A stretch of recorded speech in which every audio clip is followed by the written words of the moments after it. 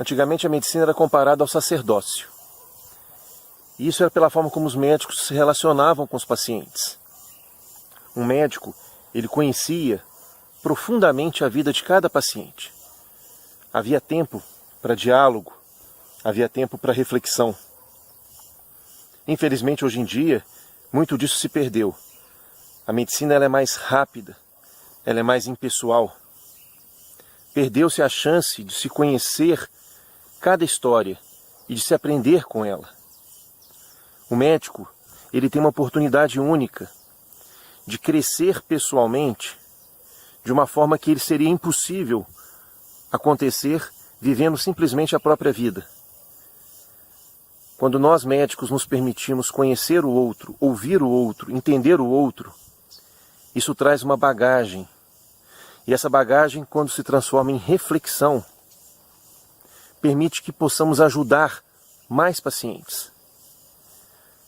Porque as queixas, as aflições, as angústias, elas são muito comuns entre as pessoas. Temos grandes dramas a serem enfrentados, dramas comuns, que impactam a vida de muitas pessoas. Desde as dores crônicas que ninguém consegue tratar, até as angústias, ansiedade, depressão, as dificuldades de se lidar com as perdas, o medo. Quando nós médicos somos capazes de aprender com os pacientes e transformar esse aprendizado num estímulo reflexivo e replicar isso para outros pacientes, temos aí a possibilidade de trazer um ganho que nenhum medicamento é capaz de trazer. Essa experiência vivida me fez querer replicá-la mais, querer ir além das 4 paredes do consultório.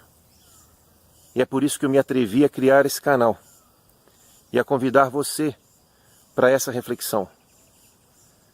Semanalmente vamos falar sobre temas importantes, temas que eu vivo na minha rotina diária de consultório e que eu imagino que possa ajudar você e pessoas ao seu redor. Nessa primeira semana falaremos sobre dor crônica, dor refratária, aquela enxaqueca que não passa, aquela dor nas costas que não melhora. Eu espero que seja produtivo, eu espero que seja agregador.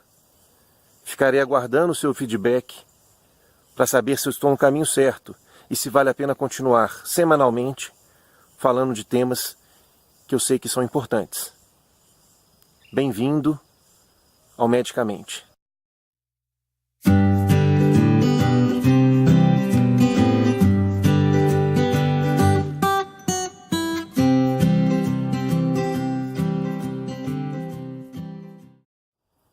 Bom, para falarmos sobre dor, é importante lembrarmos que ela é certamente o mais eficiente mecanismo de alerta que existe para os seres vivos. A dor nos avisa que algo de errado está acontecendo. Quando se pisa num prego, é a dor que mostra que ali tem uma ferida. Quando se tem uma sinusite, é a dor que mostra que ali existe uma infecção. Doenças como hipertensão arterial e diabetes são doenças tão graves e que matam tantas pessoas justamente porque não se sente dor com elas. A dor vem a partir das agressões que elas geram depois de muito tempo. Então a pressão alta pode causar um infarto ou um AVC, mas os anos em que a pessoa tinha pressão alta sem sentir nada, ela simplesmente ignorava. Já doenças como apendicite ou uma fratura óssea, as pessoas vão correndo buscar atendimento médico. Por quê? Porque dói. Então a dor ela tem um mecanismo de alerta importante. Toda vez que surge uma dor nova, nós precisamos primeiro pensar por que está doendo, antes simplesmente de tentar arrancar essa dor através de analgésicos. Existem, claro, situações em que a dor se transforma num problema. Esse mecanismo de alerta, ele simplesmente estraga. E a dor passa a ser a raiz do problema. E aí ela tem que ser combatida diretamente com analgésicos e com tudo que for necessário. Por exemplo, um paciente com câncer que desenvolve uma dor insuportável, ou um paciente que sofre um acidente de carro, ou algum outro tipo de trauma, e que apresenta dores ósseas, dores musculares, ou um paciente que tinha a dor como um alerta, por exemplo, uma apendicite, mas ela já foi tratada e essa dor pós-operatória deixa de fazer sentido. Esses são casos em que a analgesia intensa, eficiente, é o caminho do tratamento. Mas o que a gente vê demais da conta na prática clínica são pessoas que desenvolvem dores persistentes, dores recorrentes, e que ao buscarem atendimento médico são bombardeadas por analgésicos, anti-inflamatórios, e nada funciona. E em momento algum parou-se para pensar o porquê daquela dor. Será que aquela dor está funcionando como um mecanismo de alerta para algo? Essa pergunta, ela é muito importante ser feita e nós temos hoje uma tendência de fugirmos dela, porque nós buscamos soluções simples para problemas muitas vezes complexos.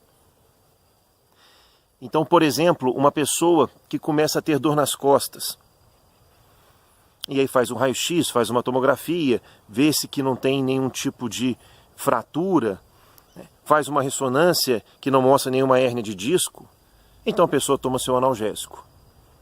E vai tomando analgésico ao longo dos meses, ao longo dos anos, até que de repente essa dor se torna insuportável, e aí quando ela volta a fazer exames, ela descobre várias alterações, hérnias de disco, bicos de papagaio e por aí vai. Aquela dor inicial, que nenhum exame mostrava problema, ela era um alerta para mostrar que a postura daquele indivíduo estava errada, que ele precisava fazer uma reeducação postural, uma fisioterapia, um pilates, um RPG, precisava melhorar a distribuição do seu peso para poder prevenir um problema definitivo. Mas ao ignorar isso, a gente perde a chance de uma resolução verdadeira. Tem outras situações que são ainda mais delicadas.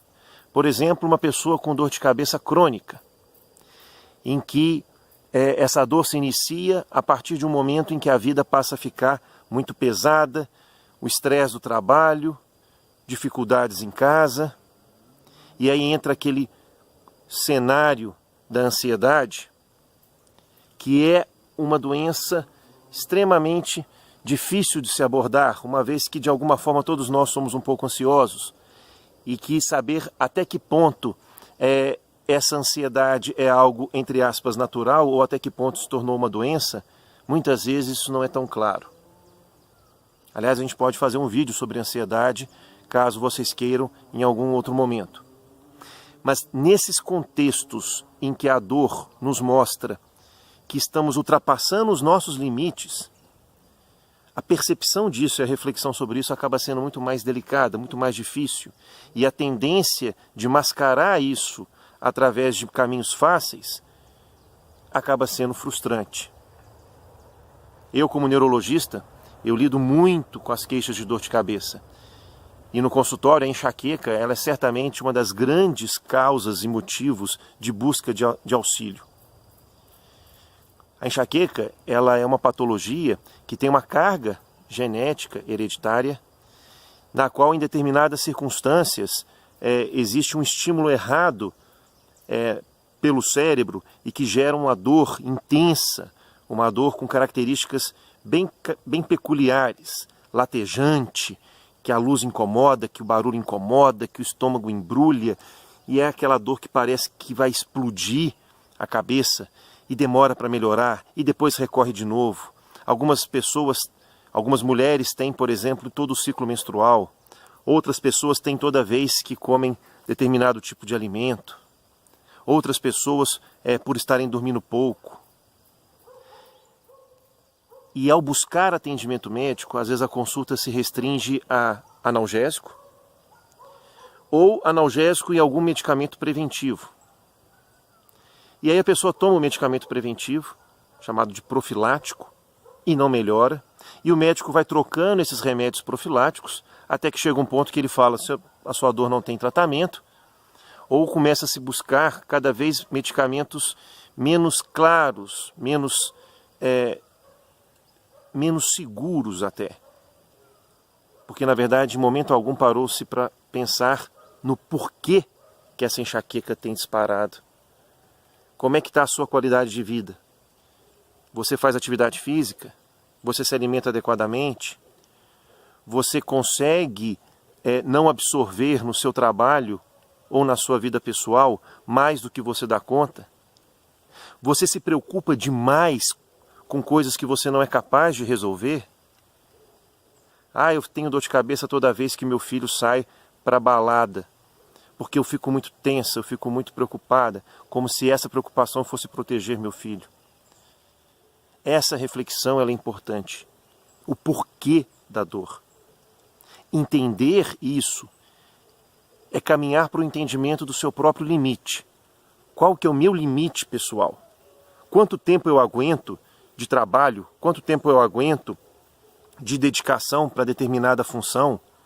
Quanto que eu sou capaz de absorver de problemas? Buscar um equilíbrio, uma harmonia na qualidade de vida é fundamental. Todos nós temos que trabalhar. O trabalho ele faz parte do equilíbrio emocional humano. É importante, mas todos nós temos que ter também lazer. Todos nós temos que ter convívio familiar. Todos nós temos que ter um momento para cuidar do nosso corpo, um momento para aliviar nossas tensões. Todos nós temos que dormir adequadamente. Então você que sente dor crônica, você que tem fibromialgia e faz uso dos medicamentos corretos, adequados, você que tem enxaqueca e faz um acompanhamento correto, com medicamentos profiláticos adequados, você que sente qualquer tipo de incômodo persistente, pare um minuto e pense: existe um porquê? Será que isso está querendo me dizer algo sobre a forma como eu lido com o mundo, como eu lido com a vida, e que eu preciso refletir sobre isso e fazer as mudanças que eu sei que eu preciso, mas que eu estou guardando ali, a poeira, debaixo do tapete? Será que eu preciso fazer isso para que esse alarme possa finalmente desligar? Essa é uma reflexão importante. Reforço que muitas vezes a dor ultrapassa esse motivo de alarme, de alerta. Ela se torna realmente um problema a ser diretamente combatido.